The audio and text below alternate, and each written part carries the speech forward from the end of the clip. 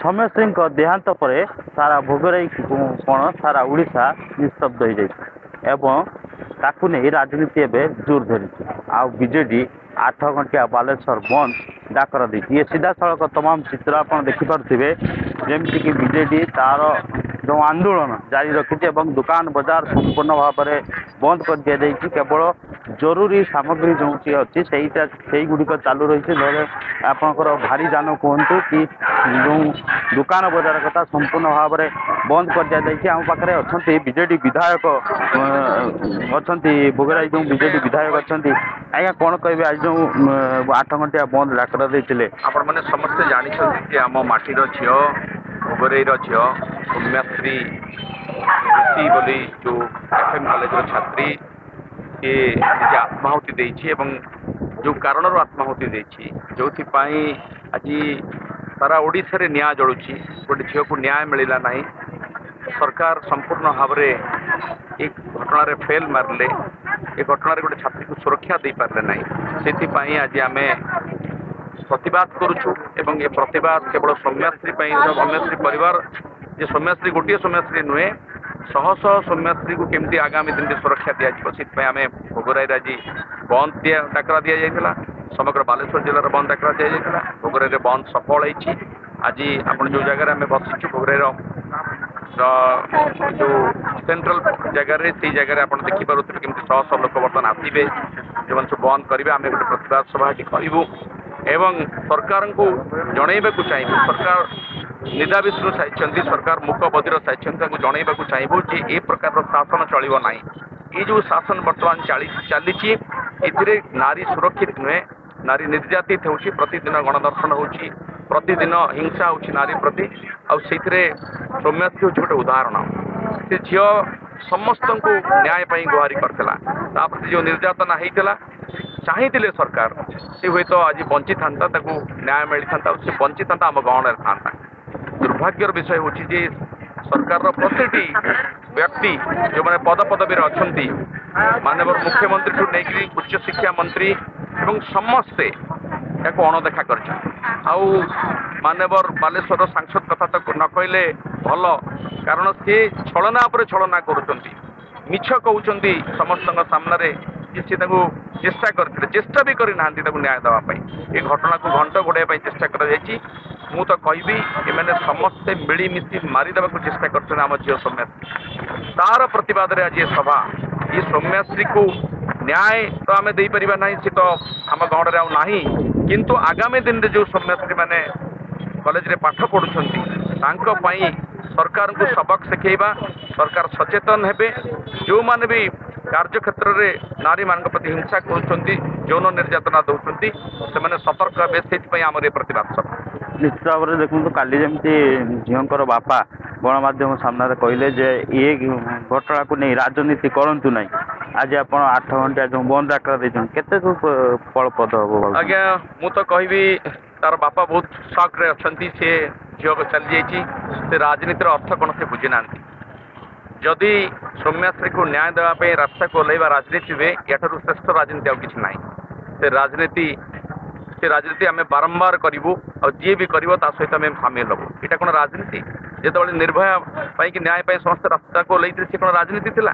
ଯେତେବେଳେ ୱେଷ୍ଟବେଙ୍ଗଲରେ ଗୋଟେ ଡାକ୍ତରୀ ଛାତ୍ରୀକୁ ବଳାତ୍କାର ହେଉଛି ତା ପାଇଁ ଯେତେବେଳେ ରାଷ୍ଟ୍ରପତି କହୁଛନ୍ତି ସେଇଟା କ'ଣ ରାଜନୀତି? ତେଣୁ ରାଜନୀତିର ସଂଜ୍ଞା ସେମାନେ ବୁଝିନାହାନ୍ତି।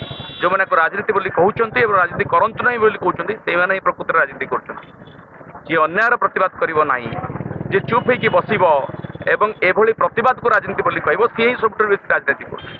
ତାର ବାପା ବୁଝି ନାହିଁ। ତା ବାପାଙ୍କୁ ଅନ୍ୟମାନେ ମୁଁ ଭାବୁଛି ଏଇଟା ତାର ଭାଷା ନୁହେଁ।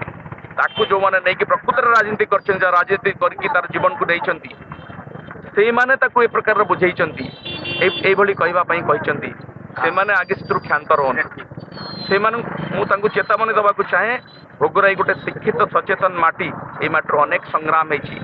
ଇଏ ସଂଗ୍ରାମ ଆରମ୍ଭ ହେଲା ଇଏ ଭୋଗରାଇ ମାଟିର ଝିଅ ନିଜର ପ୍ରାଣବଳୀ ଦେଇକରି ସମସ୍ତଙ୍କୁ ଆମକୁ ସଚେତନ କଲା ଏବଂ ଏ ସଂଗ୍ରାମ ଏଇଠୁ ଆରମ୍ଭ ହେଲା। ଏ ମାଟିରୁ ଆପଣ ଦେଖିବେ ସିଏ ନିଆଁରେ ଜଳି ଯାଇଛି। ବର୍ତ୍ତମାନ ଓଡ଼ିଶା ନିଆଁରେ ଜଳିବ ଏବଂ ଜଳିବା ଆରମ୍ଭ ହେଇଯାଇଛି। ଏ ସରକାର ମଧ୍ୟ ନିଆଁରେ ଜଳିଯିବେ। ସେଥିପାଇଁ ଯେଉଁମାନେ ଏ ପ୍ରକାରର ମନ୍ତବ୍ୟ ଦେଉଛନ୍ତି ବା ଆଜିର ବନ୍ଦକୁ କିଛି ବ୍ୟକ୍ତି କୋଉଠି ମାନେ ବିରୋଧ କରିନାହାନ୍ତି, ବିରୋଧ କରିବା ସତ୍ସାହସ କାହାର ନାହିଁ। ଯୋଉମାନେ ତାପରେ ପ୍ରତିକୂଳ ମନ୍ତବ୍ୟ ଦଉଛନ୍ତି ମୁଁ ତାଙ୍କୁ ସତର୍କ କରିଦେବାକୁ ଚାହେଁ, ଗୋଟେ ଝିଅର ଜୀବନ ଯାଇଛି ତା ସହିତ ଏ ପ୍ରକାର ଖେଳ ଖେଳ ନାହିଁ, ଏ ପ୍ରକାର କଥା କହିକିରି ତା ପ୍ରତି ଥିବା ତୁମର ସମବେଦନା ତ ତୁମର ଆଦୌ ନଥିଲା, ସେ ସମବେଦନା ଅନ୍ତତଃ ପ୍ରଦର୍ଶନ କର, ଟିକେ ଅନୁଶୋଚନା ପ୍ରଦର୍ଶନ କର, ଟିକେ ଅନୁଶୋଚନା ତୁମ ମନରେ ଟିକେ ପଶ୍ଚାତାପ ଆସୁ, ଏଇ କଥା ତୁମକୁ ଭଗବାନ ସତ୍ୟ ନିଶ୍ଚିତ ଭାବରେ ଯେଭଳିଆ କହୁଥିଲେ ଯେଉଁ ଭୋଗରାଇର ବିଧାୟକ ଥିଲେ ଗୌତମ ବୁଦ୍ଧ ଦାସ ଥିଲେ, ସେ ନିଶ୍ଚିତ ଭାବରେ କହୁଥିଲେ ଯେ ନିଶ୍ଚିତ ଭାବରେ ଇଏ ପ୍ରତିଫଳ ହେବ ଏବଂ ନିଶ୍ଚିତ ଭାବରେ ସୌମ୍ୟଶ୍ରୀ ତାର ଉଚିତ ନ୍ୟାୟ ପାଇବ। ଯେତେ ପର୍ଯ୍ୟନ୍ତ ନ୍ୟାୟ ନ ପାଉଥିବ ସେ ପର୍ଯ୍ୟନ୍ତ ଏ ଲଢ଼େଇ ଜାରି ରହିବ। ଆମ ପାଖରେ ଅଛନ୍ତି ଯେଉଁ ବିଜେପିର ନେତ୍ରୀ ଅଛନ୍ତି ଲେଖାଶ୍ରୀ ସାମନ୍ତସିଂହାର ଅଛନ୍ତି, ତାଙ୍କ ପାଖରୁ ନେବା। ମ୍ୟାଡ଼ାମ କ'ଣ କହିବେ, 8 ଘଣ୍ଟା ଯେଉଁ ବନ୍ଦ ଡାକରା ଦେଇଛନ୍ତି କେତେ ଦୂର ସଫଳ ହେବ ବୋଲି ଭାବୁଛନ୍ତି? ଦେଖନ୍ତୁ, ଗୋଟେ ଝିଅ ଯୌନ ଶୋଷଣର ଶିକାର ହେଲା ଏବଂ ସମସ୍ତ କର୍ତ୍ତୃପକ୍ଷଙ୍କ ପାଖକୁ ଗଲା, କଲେଜ କର୍ତ୍ତୃପକ୍ଷ, ପୋଲିସ, ସ୍ଥାନୀୟ ବିଧାୟକ, ସ୍ଥାନୀୟ ବିଧାୟକ, ସ୍ଥାନୀୟ ବିଜେପିର ସାଂସଦ ପ୍ରତାପ ଷଡ଼ଙ୍ଗୀ, ମାନସ ଦତ୍ତ ସମସ୍ତଙ୍କ ପାଖକୁ ଗଲା। କୋଉଠି କିଏ ତାକୁ ନ୍ୟାୟ ଦେଲେ ନାହିଁ, ଓଲଟା ଇଣ୍ଟରନାଲ କମ୍ପ୍ଲେଣ୍ଟ କମିଟି ବସିକିରି ତାର ଚରିତ୍ର ହନନ କରିବାକୁ ଚେଷ୍ଟା କଲେ ଏବଂ ସିଏ ତାର ଅଭିଯୋଗକୁ ଫେରେଇ ଆଣୁ ବୋଲି ତାପରେ ଚାପ ପ୍ରୟୋଗ କଲେ, ଯାହାଫଳରେ ସେ ଚରମ ପଦକ୍ଷେପ ନେଇକରି ଆତ୍ମାହୁତି ଦେଲା ଏବଂ କୋଉଠି ନା କୋଉଠି ସେ ଏବିଭିପିର ଛାତ୍ରୀ ହେଇଥିବା ହେତୁ ଆମେ ସିଧାସଳଖ କହିବୁ ଯେ ଇଏ ଏବିଭିପି, ବିଜେପି ଏବଂ RSSର ଭିନ୍ନ ରାଜନୀତି, ତାଙ୍କର ଅନ୍ତ କନ୍ଦଳର ଶିକାର ହେଲା ସେ ଝିଅ। ଗୋଟେ ଉଜ୍ଜଳ ତାରକା ଆଜି ଲିଭି ଯାଇଛି ଏବଂ ସମଗ୍ର କେବଳ ଭୋଗରାଇ ନୁହେଁ, ବାଲେଶ୍ୱର ନୁହେଁ, ସମଗ୍ର ରାଜ୍ୟ ଏବଂ ଆଜି ଦେଶ କାନ୍ଦୁଛି ତା ପାଇଁ। ଏବଂ ଏ ପ୍ରତିବାଦ ଯାହା ଆପଣ ଦେଖୁଛନ୍ତି, ଏ ଲୋକଙ୍କର ଲୁହ କୋହ ଯାହା ଆଜି ବାହାରିଛି। କେତେ ଫଳପ୍ରଦ ହେବ କହୁଛନ୍ତି? ଦେଖନ୍ତୁ, ଫଳପ୍ରଦ ଲୋକେ ଆଜି କାନ୍ଦୁଛନ୍ତି। ମାନବିକତା ଦୃଷ୍ଟିରୁ ଆମେ ସମସ୍ତେ ରାସ୍ତାକୁ ଓହ୍ଲେଇଛୁ ଏବଂ ଇଏ ଫଳପ୍ରଦ କ'ଣ ହବ ନ ହବ ଆମେ ଏଇଠି କିଛି କସରତ କାହା ସାଙ୍ଗେ କରୁନାହୁଁ। ଆମେ ମାନବିକତା ଦେଖେଇଛୁ, ତା ସହିତ ଠିଆ ହେଇକିରି ତାର ବଳିଦାନ ବ୍ୟର୍ଥ ନ ଯାଉ, ଏଇଟା ହିଁ ଆମେ